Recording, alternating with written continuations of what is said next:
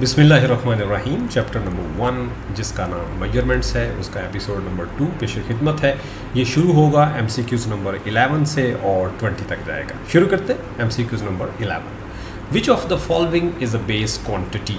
ये चार जो हम आपके सामने रखेंगे, इनमें से आपने बताना है कि कौन सी क्वांटिटी बेस क्वांटिटी है। ऑप्शंस ये हैं: वॉल्यूम, प्रेशर, विस्कोसिटी या फिर टेम्परेचर। तो बताएं कि कौन सी क्वांटिटी बेस क्वांटिटी है।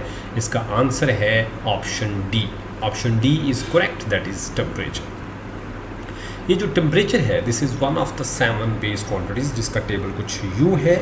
इसमें लेफ़्ट साइड पे जो कॉलम है उसमें बेस क्वांटिटीज़ दी हुई हैं और उसके राइट साइड वाला जो कॉलम है उसमें उनके SI यूनिट्स दिए हुए हैं। टेम्परेचर आप देख सकते हैं तीसरे नंबर पे है और temperature is one of the 7 base quantities. इसका जो SI यूनिट है वो भी साथ दिया हुआ है, kelvin.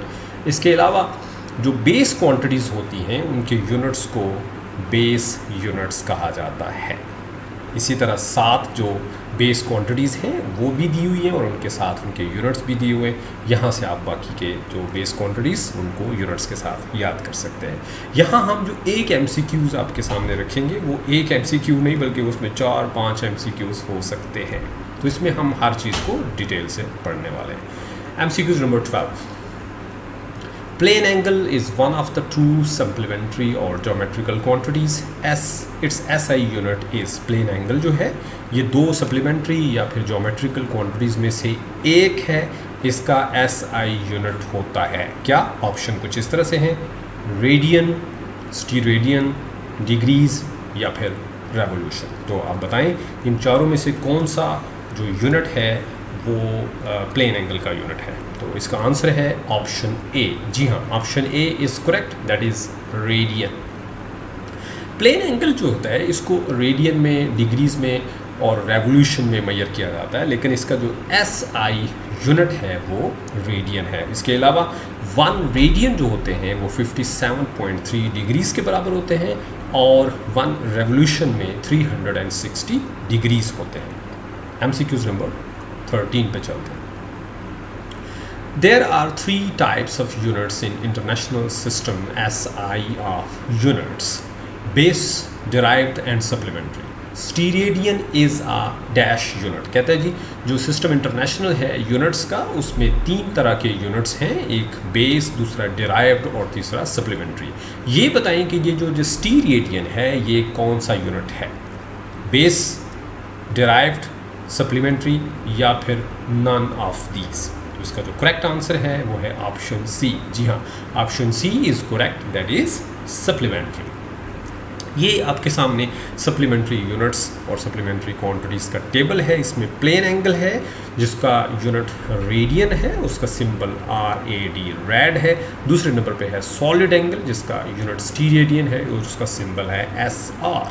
Stereadian is the unit of solid angle and solid angle is one of 2 supplementary quantities, or the second one is plane angle that is measured in radians, and बहुत important बात, 1 stereadian is the square of radian। और radian क्या होता है? 57.3 degree. तो इस तरह से 1 stereadian is equal to 57.3 degrees whole square.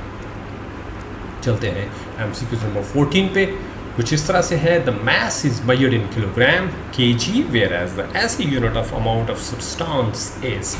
mass का SI यूनिट किलोग्राम है जबकि amount of substance का SI यूनिट क्या है? ऑप्शन कुछ इस तरह से हैं: मोल, एम्पेयर, कैंडेला या फिर किलोग्राम। तो इसका सही जवाब है ऑप्शन ए। जी हाँ, option A is correct, that is mole और इसका सिंबल है MOL। The amount of substance is one of the 7 base units and its SI unit is a mole। इसका जो अमाउंट ऑफ सब्सटेंस है ये 7 जो बुनियादी हमने यूनिट्स पढ़ी हैं उनमें से एक है और इसका जो SI यूनिट है वो मोल है। और मोल की जो डेफिनेशन है वो क्या है कि मोल एक ऐसी यूनिट है जिसके अंदर इक्वल नंबर ऑफ पार्टिकल्स होते हैं। ये जिस मर्जी आप सब्सटेंस को ले लें। So 1 mole of any substance contains equal number of particles that is equal to Avogadro number and that is 6.022 × 10⁻23 पर मोल। याद रहे कोई भी सब्सटेंस हो, chlorine, fluorine, bromine, iodine, hydrogen, nitrogen, कोई भी आप सब्सटेंस ले लें, उसका 1 मोल जब आप लेंगे तो उसमें नंबर ऑफ पार्टिकल्स की तादाद हमेशा बराबर होगी और वो Na यानी एवोगैड्रो नंबर के बराबर है, एंड दैट इज 6.022 × 10⁻23 पर मोल। चलते हैं MCQ नंबर 15 पे, इसकी स्टेटमेंट पढ़ लेते हैं। Which of the following have the same units as that of energy density? That means energy per unit volume। कहते हैं ये जो 4 हम आपके सामने रखने लगे हैं ऑप्शंस, इनमें से कौन सी जो क्वांटिटी है उसकी यूनिट वही है जो एनर्जी डेंसिटी की होती है। और एनर्जी डेंसिटी क्या होती है? Energy per unit volume. Options कुछ इस तरह से हैं, स्ट्रेस, प्रेशर, यंग्स मॉडुलस या फिर ऑल ऑफ दीज। इसका करेक्ट आंसर आप बताएं। इसका आंसर है ऑप्शन डी। जी हाँ, option D is correct, that is all of these. वो कैसे? वो कुछ इस तरह से कि ये हम जानते हैं कि जो प्रेशर है वो होता है फोर्स पर यूनिट एरिया, इसी तरह स्ट्रेस भी फोर्स पर यूनिट एरिया होता है, और जो मॉडुलस ऑफ इलास्टिसिटी है वो होता है स्ट्रेस ओवर स्ट्रेन।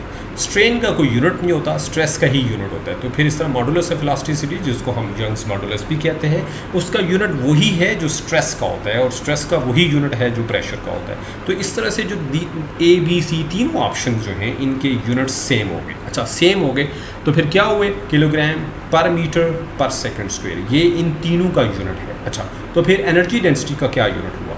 एनर्जी, और ये कैसे आया? प्रेशर का यूनिट होता है फोर्स ओवर एरिया, फोर्स होता है न्यूटन या फिर किलोग्राम मीटर पर सेकंड स्क्वायर, और एरिया होता है मीटर स्क्वायर। जब ये मीटर स्क्वायर ऊपर जाएगा तो ऊपर है 1 और ये ऊपर जाकर -2 हो जाएगा, तो 1 - 2 बाकी बचेगा -1। तो इस तरह से स्ट्रेस, प्रेशर और यंग्स मॉडुलस तीनों का एक ही यूनिट है और वो है किलोग्राम पर मीटर पर सेकंड स्क्वायर। अच्छा, अब जो एनर्जी डेंसिटी है उसका यूनिट क्या होगा? जो बेस यूनिट है एनर्जी डेंसिटी का वो होगा जॉल पर मीटर क्यूब, और जॉल जो होता है ये किलोग्राम मीटर स्क्वायर पर सेकंड स्क्वायर होता है, और metre cube as it is. जब ये मीटर क्यूब ऊपर जाएगा तो ऊपर है 2 और ये ऊपर जाकर -3, 2 - 3 हो जाएगा और बाकी बचेगा -1। सो किलोग्राम मीटर -1 सेकंड -2, और ये वही है जो ऊपर हमने तीनों का पढ़ा है। तो इसका मतलब ये हुआ कि स्ट्रेस, प्रेशर, यंग्स मॉडुलस और एनर्जी डेंसिटी, जो कि एनर्जी पर यूनिट वॉल्यूम होता है, इन सब के एक ही यूनिट्स हैं। Thus, all these three have the same units as that of energy density. मजे का MCQs था। आगे चलते हैं। MCQs number 16। The SI units of gravitational constant G are Newton meter square kilogram -2. Its base units are, इसकी जो base units हैं वो क्या हैं? ये तो इसकी SI यूनिट है, इसकी बेस यूनिट्स क्या हैं ये बताई जाए। Number 1 kilogram metre square second -2, kilogram square metre -1 second -2, kilogram -1 metre cube second -2, या फिर kilogram metre -2 second -1। The correct answer is option C. Option C is correct, that is kilogram -1 metre cube second -2। वो कैसे? वो कुछ इस तरह से कि ये जो यूनिवर्सल लॉ ऑफ ग्रेविटेशन है, जिसका फार्मूला आपके सामने रखा है, F = G(m1m2/r²। इस फार्मूले में से हम ग्रेविटेशनल कांस्टेंट जो है G, उसका बेस यूनिट बना सकते हैं। वो इस तरह से कि G को इधर रहने दें, r² दूसरी तरफ जाकर F के साथ मल्टीप्लाई हो जाएगा और m1 m2 दूसरी तरफ जाकर डिवाइड हो जाएंगे। अच्छा जी, F फोर्स है और फोर्स का बेस यूनिट होता है किलोग्राम मीटर पर सेकंड स्क्वायर, r डिस्टेंस है जिसका यूनिट होता है metre square as it is ऊपर रहेगा, m1 m2 दोनों की जगह किलोग्राम आएगा। ओके, ऊपर 1 किलोग्राम है, नीचे किलोग्राम और किलोग्राम मिलकर स्क्वायर हो गए, और जब ये ऊपर जाएंगे तो ऊपर है किलोग्राम पावर 1 -2, नीचे वाली पावर ऊपर जाकर माइनस होगी। मीटर, यहाँ 1 मीटर है और ये 2 मीटर हैं, ये दोनों मिलकर मीटर क्यूब हो गए। सेकंड -2 आखिर में चला गया। अब किलोग्राम 1 - 2 -1 मीटर क्यूब सेकंड -2। तो इस तरह से आपने देखा कि जो ग्रेविटेशनल कांस्टेंट है G, उसका बेस यूनिट बना kilogram -1 metre cube second -2। Next MCQs number 17।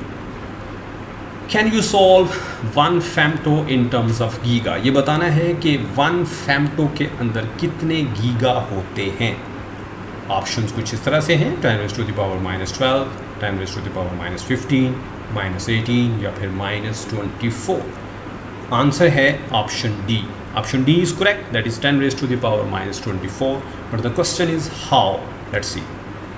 ये है हमारे पास प्रीफिक्स का टेबल। इसमें सबसे आखिर में तो नहीं, लेकिन फोर्थ लास्ट अगर आप देखते हैं तो आपको मिलेगा फेमटो। जी हाँ, ये है फेमटो। फेमटो की पावर होती है 10 raise to the power minus 15। इसको बाहर ले आते हैं, 1 femto is equal to 10 raise to the power minus 15। अब हमें इसको कन्वर्ट करना है गीगा में। तो कैसे करेंगे? इसको मल्टीप्लाई भी करेंगे और डिवाइड भी करेंगे। किसके साथ? गीगा के साथ, जो कि हमें चाहिए। ओके, तो 10 raise to the power minus 15 as it is, ये वाला ऊपर वाला गीगा ऐसे ही रहेगा। और गीगा की जो पावर है यहाँ से आप देख सकते हैं 10 रेज़ टू द पावर 9 होती है। ये जो नीचे वाला गीगा है उसकी जगह हमने रख दिया 10 raise to the power 9। Okay, अब ये जो 10 और 10 बेस एक जैसी हो तो पावर्स इकट्ठी हो जाती हैं। तो ये वाली जो 10 की पावर 9 है ये ऊपर चली जाएगी और 10 raise to the power minus 15 पहले ही है, और ये 9 जब ऊपर जाएगी तो माइनस 9 हो जाएगी और साथ क्या आएगा? गीगा। अच्छा, अब 10 raise to the power minus 15 और माइनस 9 मिलकर हो गए माइनस 24 गीगा। तो इस तरह से 1 femto is equal to 10 raise to the power minus 24 giga. Okay, आगे चलते हैं MCQ नंबर 18 पे, और ये कुछ इस तरह से है। Which of the following pair have the same base units? इनमें से कौन सा जो पेयर है उसका बेस यूनिट्स एक जैसा है? ऑप्शंस कुछ इस तरह से हैं, work energy, power, pressure, torque, momentum, या फिर stress and force. Correct answer is option A. Option A is correct, that is work and energy have the same base units. जो SI यूनिट्स हैं work और energy के, वो दोनों same हैं, और वो क्या हैं? जॉल। यानी वर्क को भी जॉल में और एनर्जी को भी जॉल में मेजर किया जाता है। और 1 जॉल का मतलब होता है 1 किलोग्राम मीटर स्क्वायर पर सेकेंड स्क्वायर। अच्छा, अब इस तरह से वर्क और एनर्जी दोनों के चूँकि बेस यूनिट सेम हैं, तो इसलिए ये वाला जो पेयर है, और पेयर यानी ऑप्शन ए वाला जो पेयर है, वर्क और एनर्जी दोनों के यूनिट्स सेम होंगे। अच्छा, इसके साथ साथ एक और चीज़ भी नोट कर लें, वर्क, एनर्जी और टार्क। वर्क और एनर्जी तो दोनों जॉल में मेजर किए जाते हैं, लेकिन टार्क जो है वो न्यूटन मीटर में मेजर किया जाता है, लेकिन उसका जो बेस यूनिट है वो भी वही है जो वर्क और एनर्जी का है। तो इस तरह से वर्क और टॉर्क और एनर्जी और टार्क का अगर पेयर बने, यहाँ तो वर्क और एनर्जी का है ना पेयर, लेकिन अगर वर्क को टार्क के साथ और एनर्जी को टार्क के साथ बनाकर पेयर बनाया जाए तो भी उनके यूनिट्स सेम होंगे, बेस यूनिट्स सेम होंगे, ऐसा यूनिट्स डिफरेंट हो सकते हैं। आगे चलते हैं MCQ नंबर 19 पे। कुछ इस तरह से है, do you know that 1 dyne is equal to what? हमने ये बताना है कि एक डाइन जो है उसमें कितने न्यूटन्स होते हैं। 10 raise to the power minus 2 newtons, minus 3 newtons, minus 4, या फिर 10 raise to the power minus 5 newtons. Correct answer is option D. Option D is correct, that is 10 raise to the power minus 5 newtons. वो कैसे? वो इस तरह से कि ये जो डाइन है that is the unit of force in which system? CGS system. CGS system means centimeter, gram, second system of physical units. ये एक ऐसा फिजिकल यूनिट्स का एक ऐसा सिस्टम है जिसमें लेंथ को सेंटीमीटर्स में, मास को ग्राम्स में और टाइम को सेकंड में मेजर किया जाता है। तो इसमें फोर्स का यूनिट है डाइन। अब 1 डाइन को कैसे डिफाइन करेंगे? It is defined as the force that would give an acceleration of 1 centimeter per squared second to a mass of 1 gram. 1 ग्राम मास के अंदर 1 सेंटीमीटर पर सेकेंड स्क्वायर एक्सेलरेशन पैदा करने के लिए जो फोर्स चाहिए होती है उस फोर्स को हम डाइन कहते हैं, 1 डाइन कहते हैं। और जो 1 डाइन है that is equal to 0.00001 newtons, या फिर इसको साइंटिफिक नोटेशन में लिखें तो 10 raise to the power minus 5 newtons बनेंगे।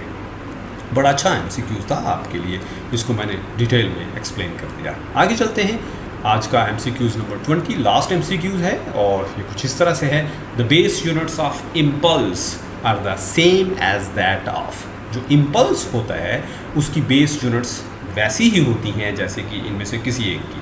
जी, option A force, option B power, torque, या फिर मोमेंटम। तो हमने बताना है कि इन चार में से किसका बेस यूनिट इम्पल्स के बेस यूनिट जैसा होता है। Correct answer is option D. Option D is correct, that is momentum. Impulse जो है उसको कैसे डिफाइन किया जाता है, the product of force and time. तो इस तरह से इसकी जो इक्वेशन है वो हुई impulse I is equal to force into time, और इसका जो बेस यूनिट है दैट इज़ न्यूटन सेकेंड या फिर किलोग्राम मीटर पर सेकेंड। अच्छा, ये तो वही है जो मोमेंटम का होता है। तो इस तरह से मोमेंटम जो है वो होता है मैस इनटू वेलोसिटी, और मैस का यूनिट होता है किलोग्राम और वेलोसिटी का मीटर पर सेकेंड। तो इस तरह से इसका तो वही यूनिट है भाई जो मोमेंटम वाला है। तो फिर इस तरह से हम कह सकते हैं कि impulse have the same unit as that of momentum, और मोमेंटम और इम्पल्स जो है उनकी बेस यूनिट सेम है, उनकी इक्वेशन भी सेम है। एक और चीज़ आखिर में एक चीज़ ऐड करता चलो कि इम्पल्स ना सिर्फ कि फोर्स और टाइम का प्रोडक्ट होता है, बल्कि impulse is also equal to change in momentum. So both of them, impulse and momentum have the same base units. यहाँ ख़त्म होता है हमारे एपिसोड नंबर 2। मैं हूँ मोहम्मद आफ्ताब और आप देख रहे थे अल्फा साइंस एकेडमी, हमारा educational channel. Don't forget to like, share and subscribe. Keep watching. Good bye, अल्लाह हाफिज़।